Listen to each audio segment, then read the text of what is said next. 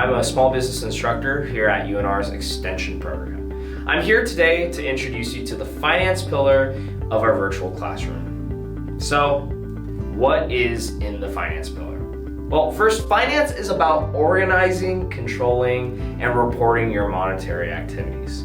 We're going to talk about bookkeeping, software for bookkeeping, taxes, and even financial reporting. Other classes you can expect include business entity and taxes, cash flow management, income and expenses, taxation on profits, bookkeeping concepts, and financial reporting for your records such as profit and loss statements, balance sheets, and cash flow statements.